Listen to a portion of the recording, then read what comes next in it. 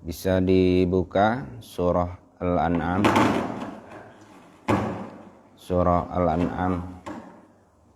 Al-An'am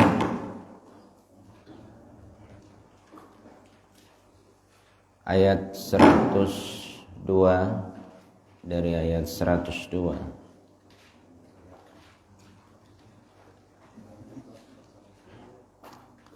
Surah Al-An'am ayat 102.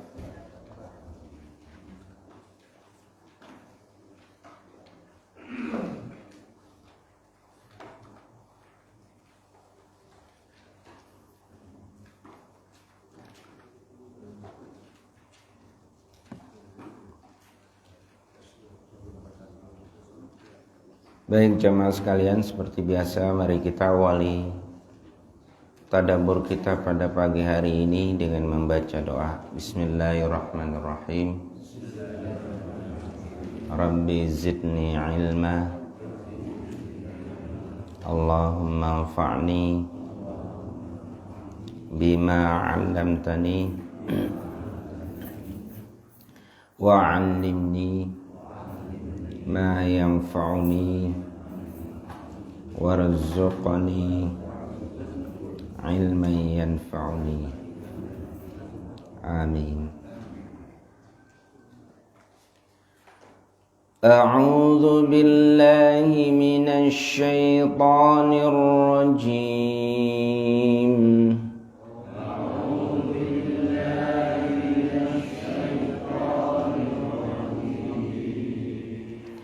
Bismillahirrahmanirrahim.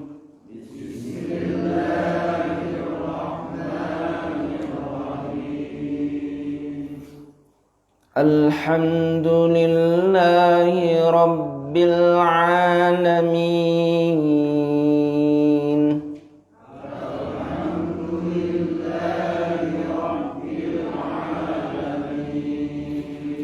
Ar-Rahmanir Rahim.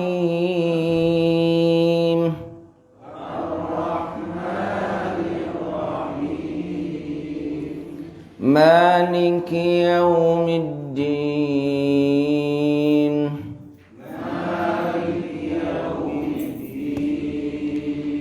Iyyaka na'budu wa iyyaka nasta'in.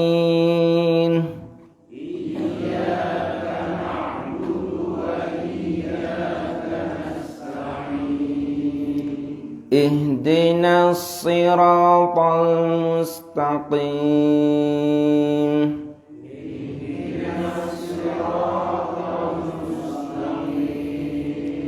Siratal ladzina an'amta 'alaihim ghairil maghdubi 'alaihim waladdallin.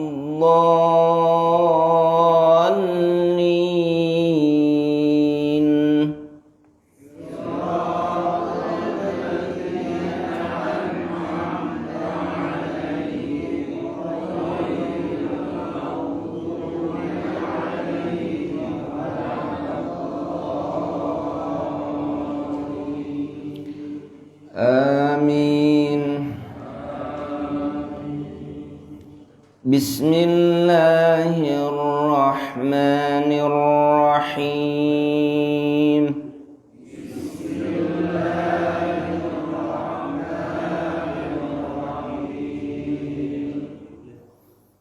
Dzalikumullahu rabbukum la ilaha illahu.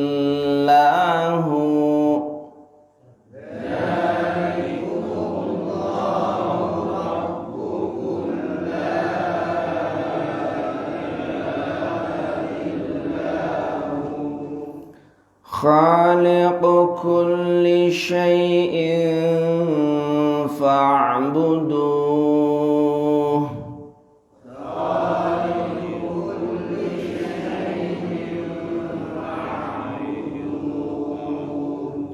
Wa huwa ala kulli syai'in wakil.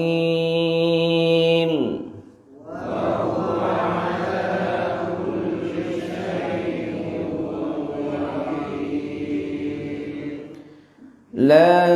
tudrikuhul absar wa huwa yudrikul absar.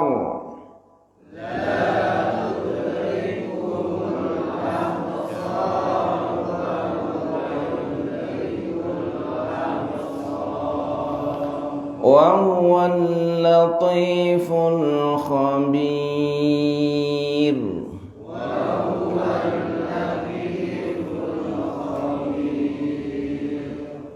Qad ja'akum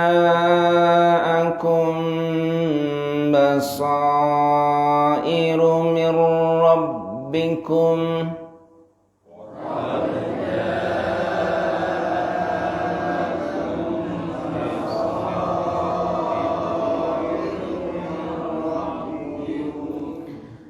faman absara falinafsihi wa man 'amiya fa'alayha.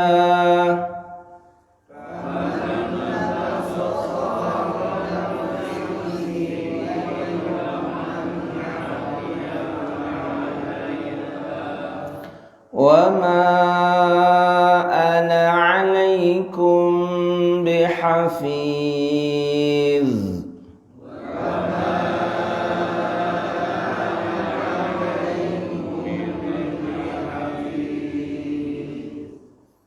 وَكَذَلِكَ نُصَرِّفُ الْآيَاتِ وَلِيَقُولُوا دَرَسْتَ وَلِنُبَيِّنَهُ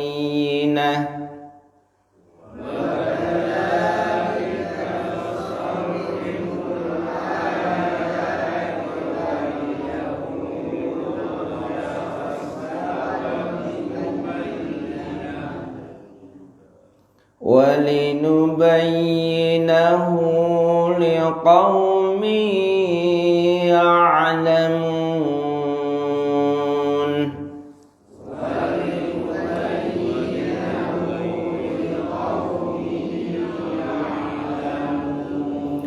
Sadaqallahul azim.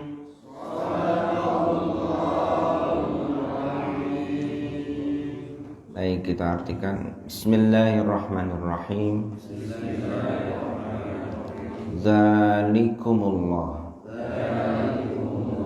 Demikian itulah Allah. Rabbukum. Rabb kalian.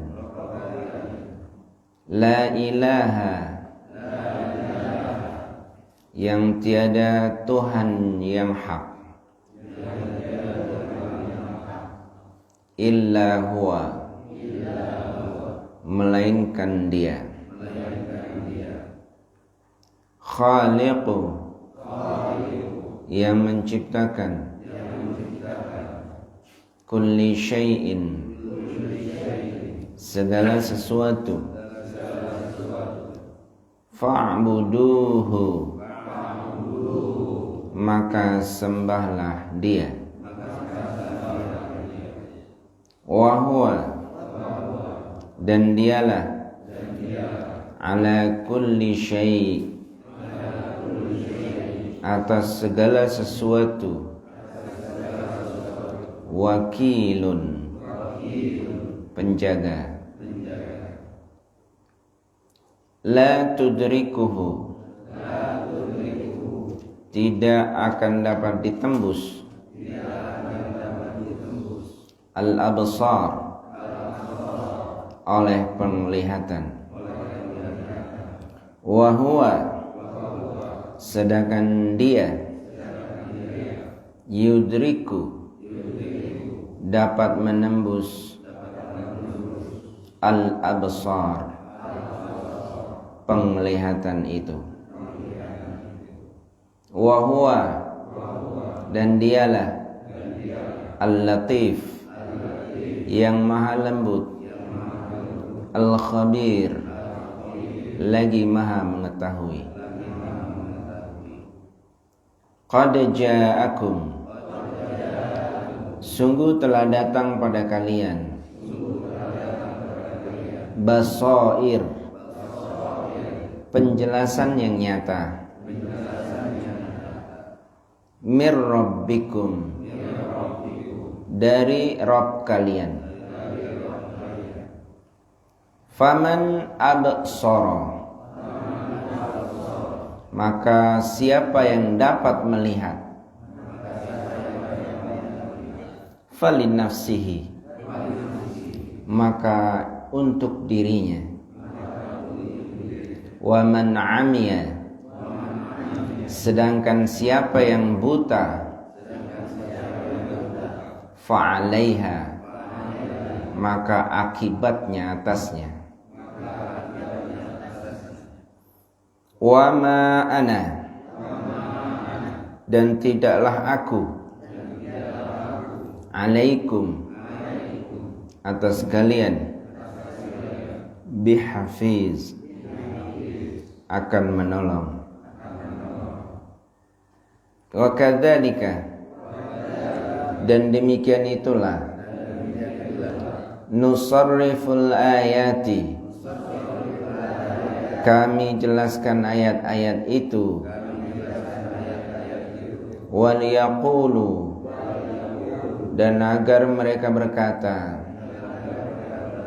darasta, engkau telah mempelajari, walinubayyinahu, dan agar kami dapat menjelaskannya, liqaumin, bagi kaum, ya'lamun, yang mengetahui. Alhamdulillah. Sudah berapa kosakata ini? Banyak. Ada yang asing di sana? Dzalikumullah, kemarin sudah dapat. Allah sudah berkali-kali. Rabbukum sudah sering kita jumpai. Masa nggak ngerti artinya? Ini kalau sudah terbiasa seperti ini, Allah bisa karena terbiasa. Jadi orang pintar itu sebenarnya bukan karena dia hebat, tapi karena dia terbiasa.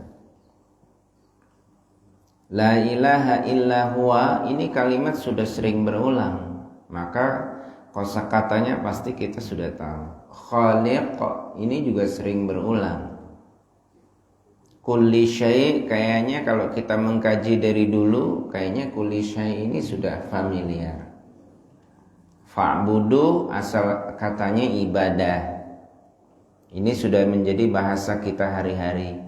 Wa huwa ala kulli syai'in, itu juga sepertinya sudah. Wakil, wakil itu biasa kita menggunakan tawakal.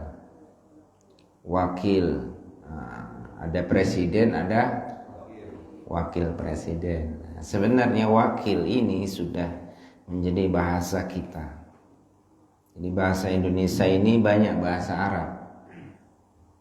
MPR, Majelis Permusyawaratan Rakyat, itu bahasa Arab semua. Majelis itu bahasa Arab, musyawarah itu bahasa Arab, rakyat juga bahasa Arab dari ra'iyah.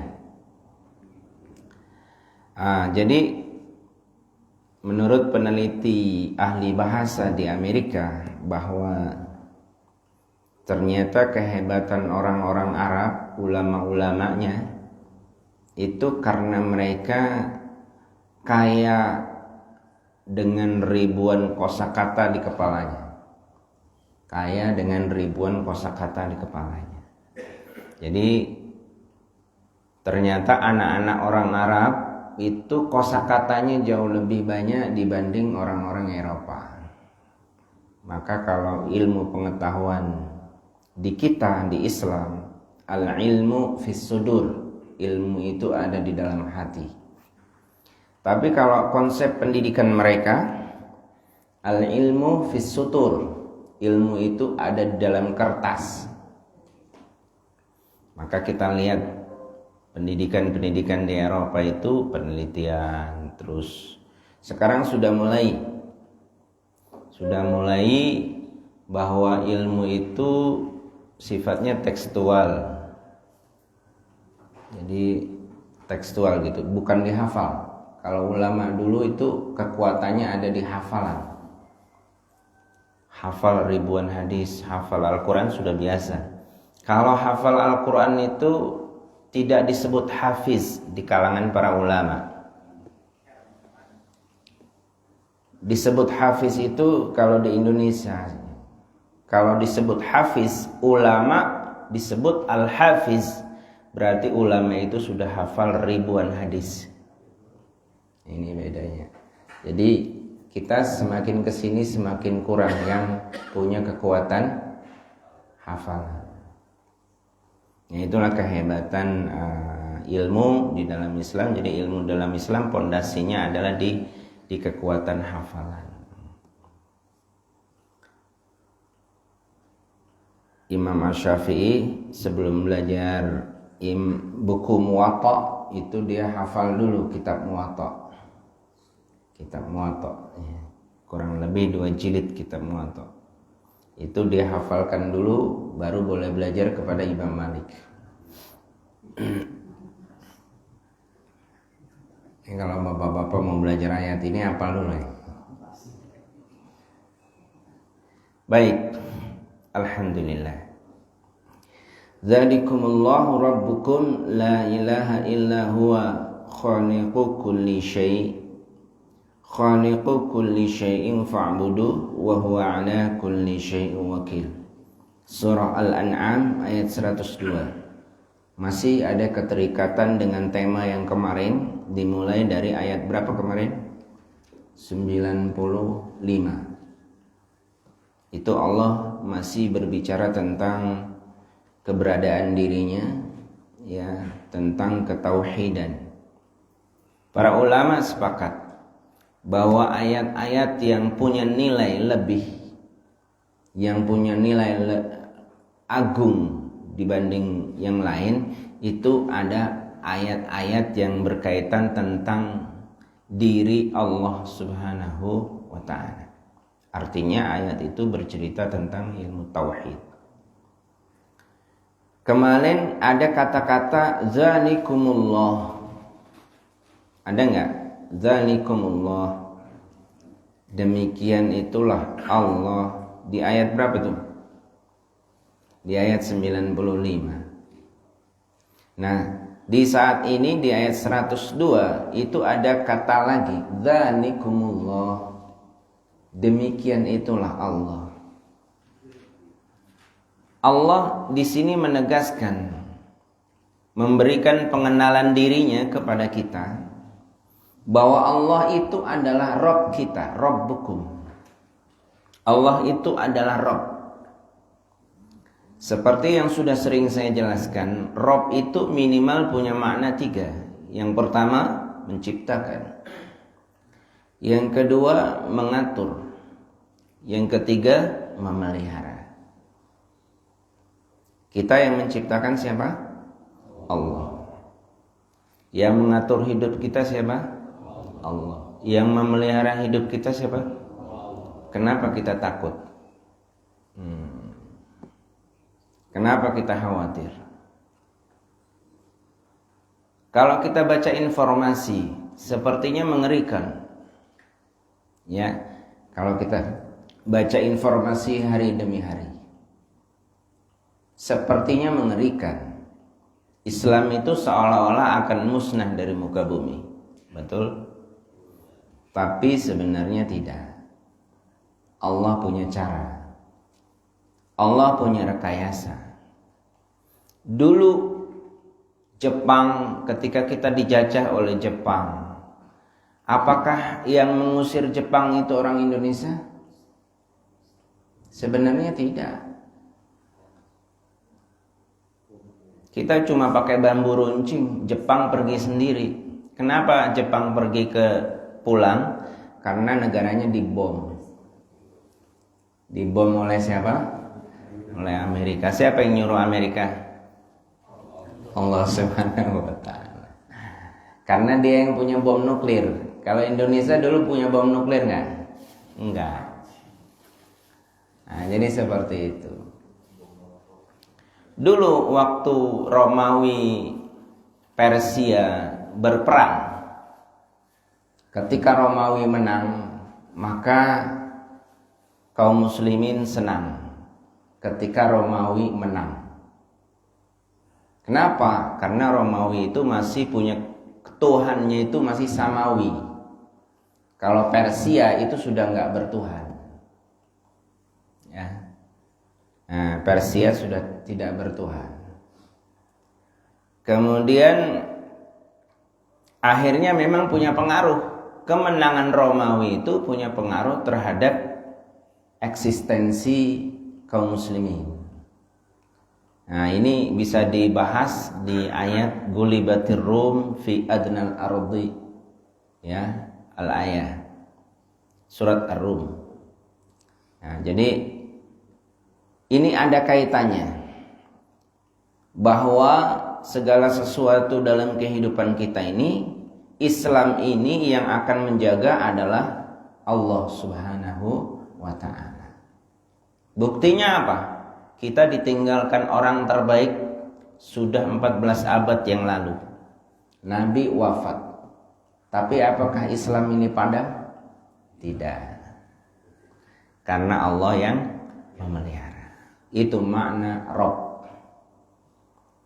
La ilaha illa huwa. La ilaha illa huwa, tidak ada ilah. Ya. Tidak ada sembahan. Kalau mau diartikan lengkap, yang wajib disembah. Kalau diartikan tidak ada Tuhan, itu menurut para ulama tidak lengkap artinya. Maka di sini ada yang mengartikan lebih lengkap, lebih simpel, tidak ada keberadaan. Tidak ada keberadaan illa huwa, kecuali dia. Tidak ada keberadaan atau tidak ada wujud illa huwa, kecuali dia. Ini sudah mengcover semuanya. La ilaha illallah itu punya rukun. Rukunnya ada dua. Yang pertama an-nafyu, yang kedua al-isbat. An-nafyu itu adalah meniadakan. Jadi kalau kita mau betul tauhidnya, pertama la ilaha, rukun yang pertama itu la ilaha. Tidak ada sesembahan apapun.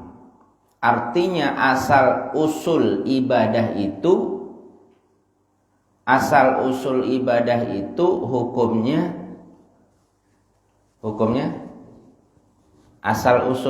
itu hukumnya haram. Asal usul ibadah itu hukumnya haram. Jadi asal ibadah itu hukumnya haram. Illa huwa, kecuali ibadah kepada Allah.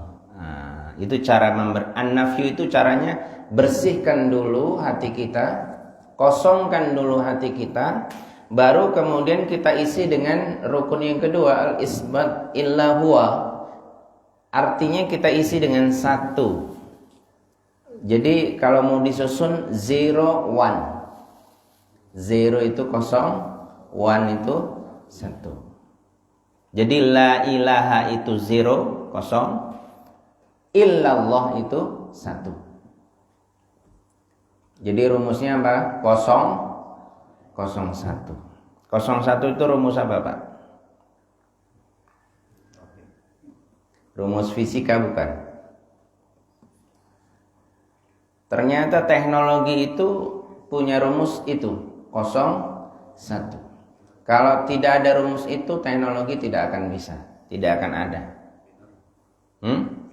Ya. Artinya apa? Artinya semua ilmu pengetahuan itu sudah bertauhid. Artinya teknologi yang ada sekarang ini, semua benda-benda itu sudah bertauhid. Kenapa kita tidak bertauhid? Walillahi yasjudu ma fis samawati wal ardh. Semua alam semesta ini sudah bersujud kepada Allah Subhanahu wa taala dan tunduk mereka mengakui la ilaha illa huwa. Saya berusaha membahasakan supaya bahasa ini bisa kita terima sama-sama. Kadang-kadang kalau ada dai sulit membahasakan atau membaca secara tekstual, itu sulit diterima oleh audiens. Maka kita mencoba untuk membahasakan supaya kita bisa paham. Kira-kira bisa dipahami? Oke. Jadi kalau kita mau murni tauhid kita, kosongkan hati kita dari kepercayaan apapun. Kemudian setelah bersih, isi dengan satu-satunya. Satu-satunya. Qul huwallahu ahad. Ahad itu artinya satu-satunya. Hanya Allah. Khaliqu kulli syai'in fa'buduh. Dialah yang menciptakan. Jadi selalu Allah itu mensifati dirinya adalah Khaliq. Khaliq itu isim fa'il, isim yang bermakna subjek. Kemarin kita sebut sebagai musabbibul asbab. Musabbibul asbab, penyebab segala sebab yang terjadi. Nah, hukum kausalitas yang ada di muka bumi ini ada sebab, ada akibat. Tapi yang menciptakan sebab siapa? Allah Subhanahu wa ta'ala. Nah, pesawat itu bisa terbang karena adanya teknologi yang ditemukan, misalnya oleh Habibie. Dia Mr. Crack. Mr. apa? Crack. Mr. Crack. Jadi menemukan ilmu di mana badan pesawat itu tidak retak ketika berada di udara. Itu Habibie. Tapi memang sebabnya dari Habibie menemukan teknologi itu. Tetapi siapa yang menciptakan Habibie? Siapa yang mengilhamkan otak Habibie? Allah Subhanahu wa ta'ala. Ada Einstein dan lain sebagainya. Itu hanya bagian kecil yang Allah ciptakan. Itu hanya bagian kecil, debu kecil sekali yang Allah ciptakan. Sebagai bukti bahwa keberadaan Allah Subhanahu wa ta'ala. Einstein itu kabarnya dulu ceritanya itu sekolah formal apa informal? Kayaknya informal, diusir dari sekolahan. Tapi justru pintar. Sekarang kita suruh formal semua ya. Baik. Khaliqu kulli syai'in.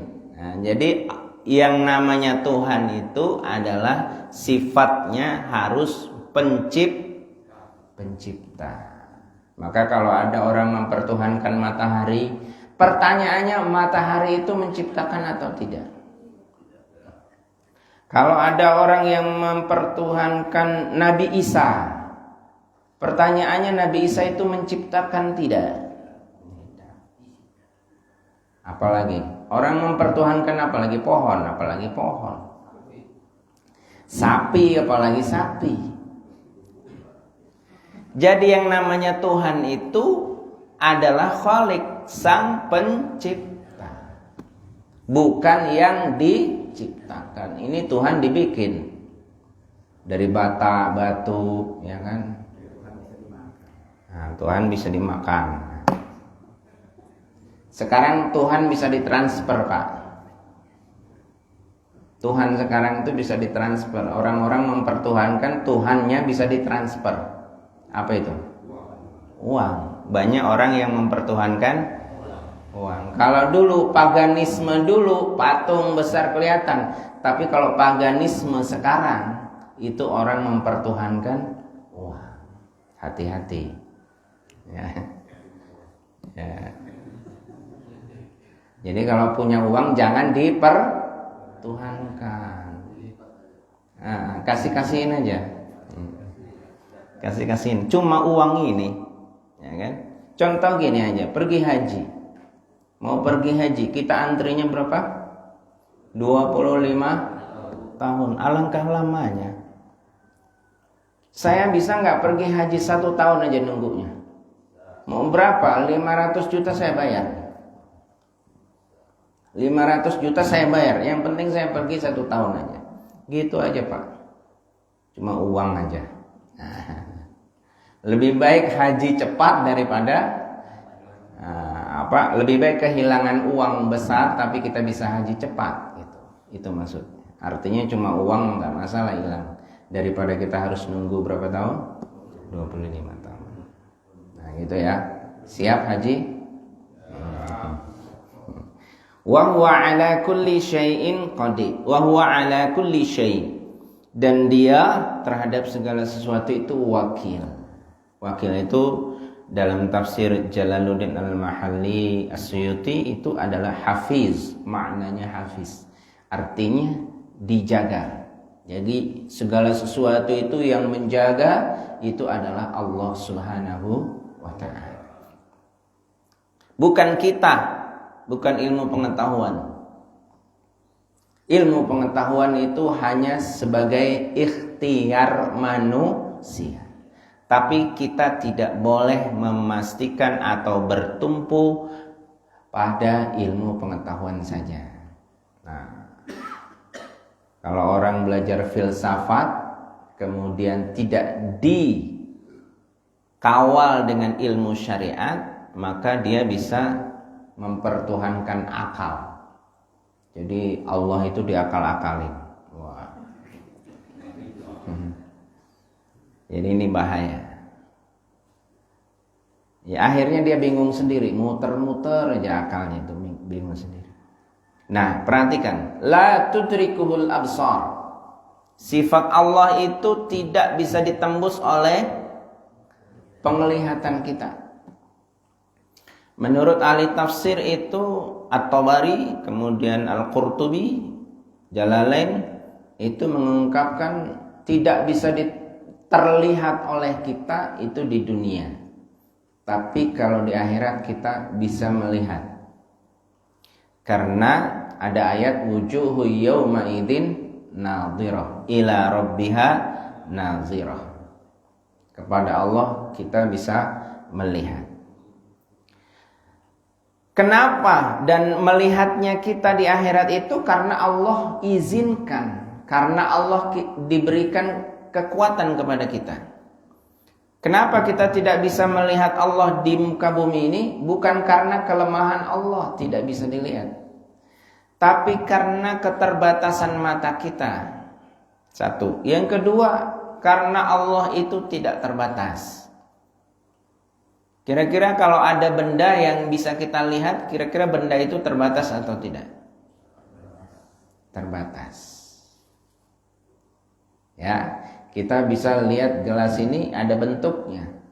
Kita lihat masjid ada bentuknya. Kita lihat matahari ada bentuknya. Kita lihat bulan ada bentuknya. Ketika segala sesuatu ada bentuknya, pasti dia ada batasannya. Nah, sekarang bagaimana mungkin kita bisa melihat zat yang tidak ada batasannya? Maka kita tidak akan mungkin bisa melihat.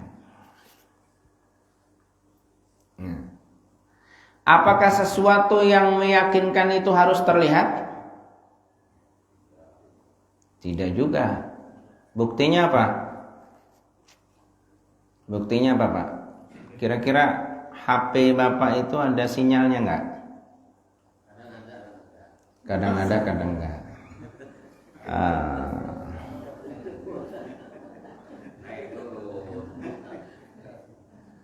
Yakin ada sinyal atau tidak itu buktinya dengan apa?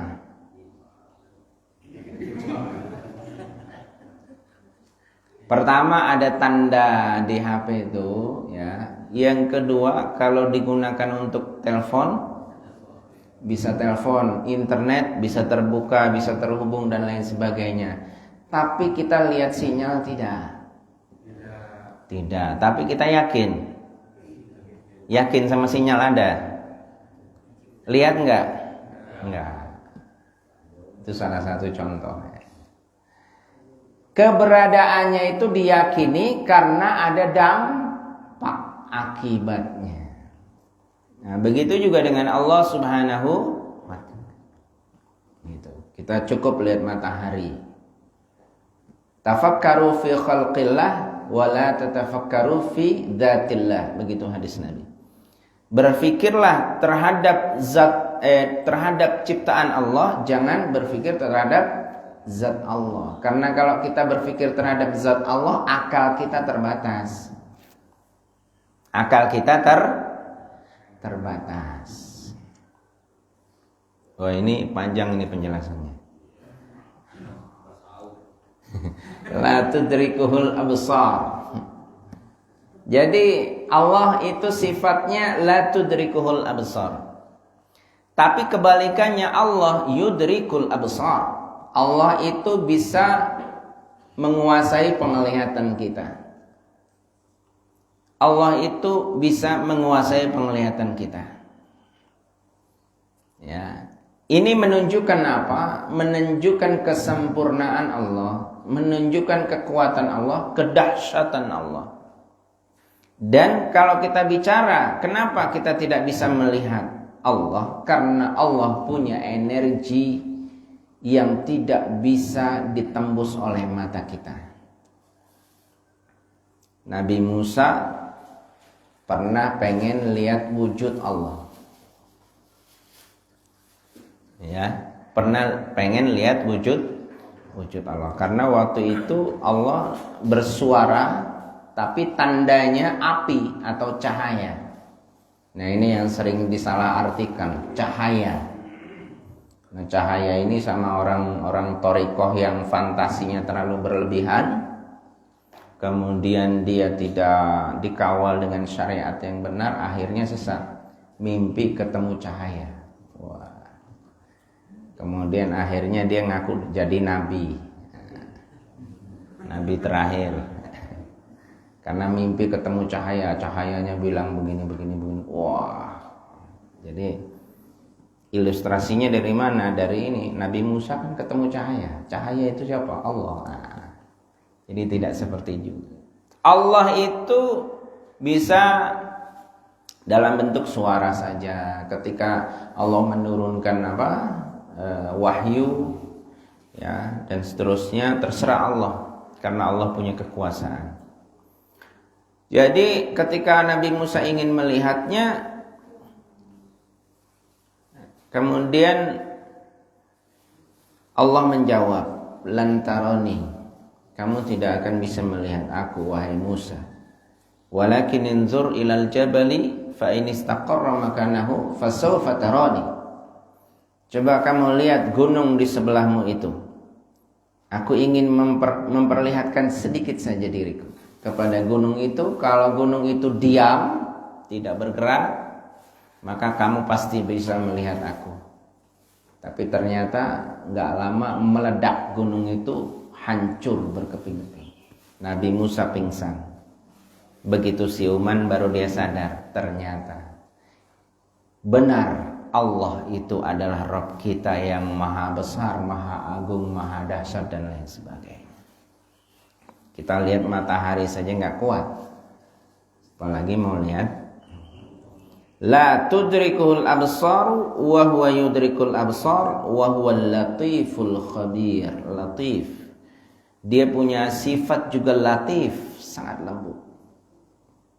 Kalau lembut itu bisa menembus apapun. Tembok ini bisa ditembus oleh kelembutan.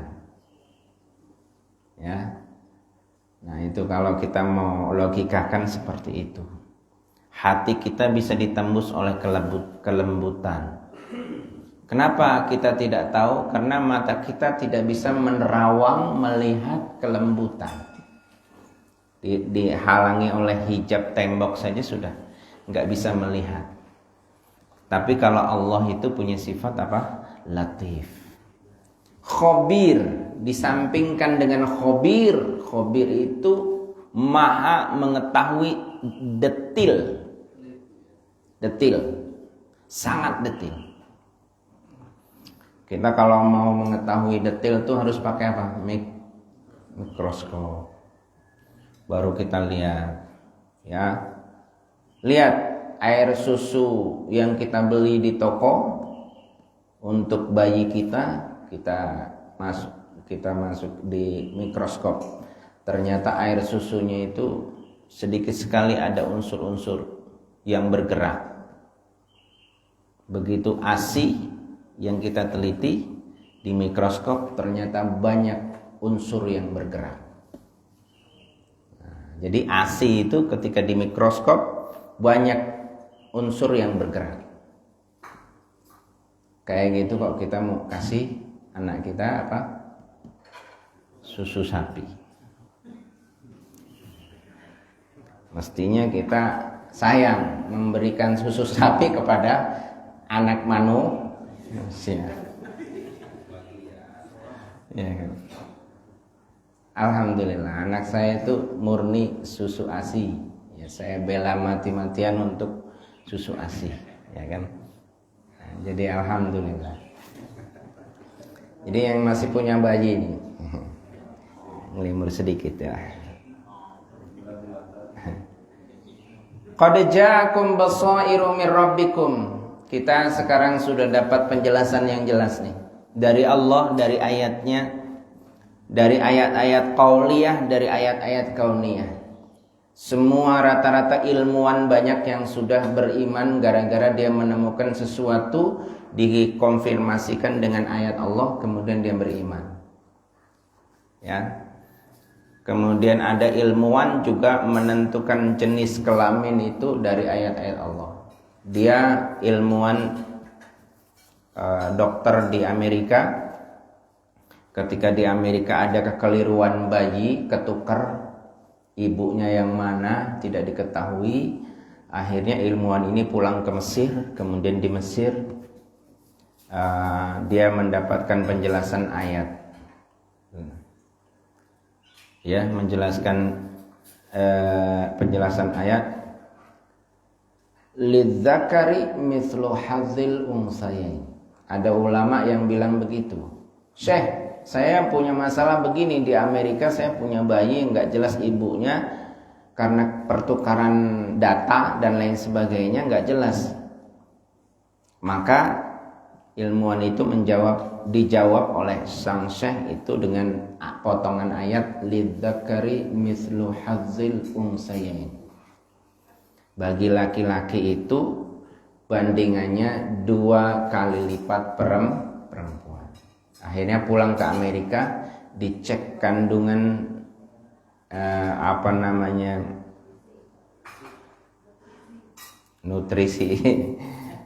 nutrisi sama bayinya, ternyata yang air susunya itu sesuai dengan bayi itu, maka itulah ibunya. Jadi ditemukan seperti itu. Kemudian juga banyak ilmuwan-ilmuwan yang lain seperti ilmu forensik yang meneliti tentang jasadnya Fir'aun. Ternyata hanya Al-Quran yang cocok dengan ilmu pengetahuannya. Akhirnya dia membaca syahadat.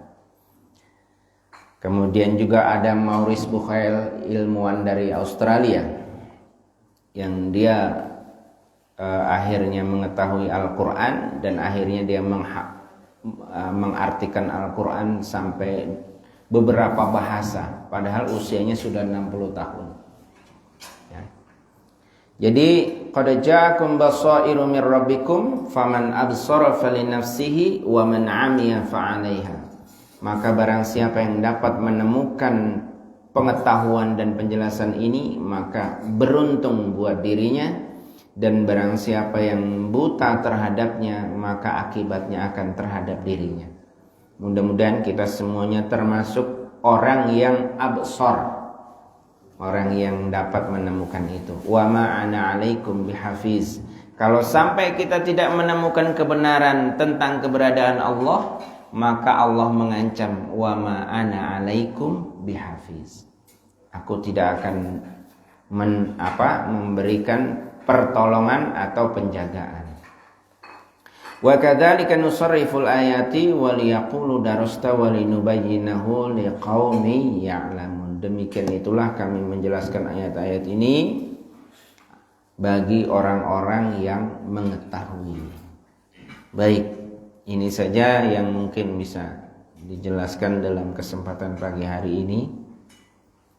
Mudah-mudahan kita mendapati inti dan esensinya.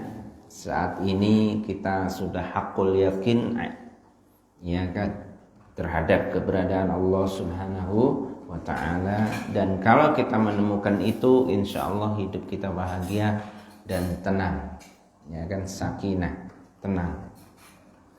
Baik, kita tutup majelis ini dengan baca doa. Bismillahirrahmanirrahim.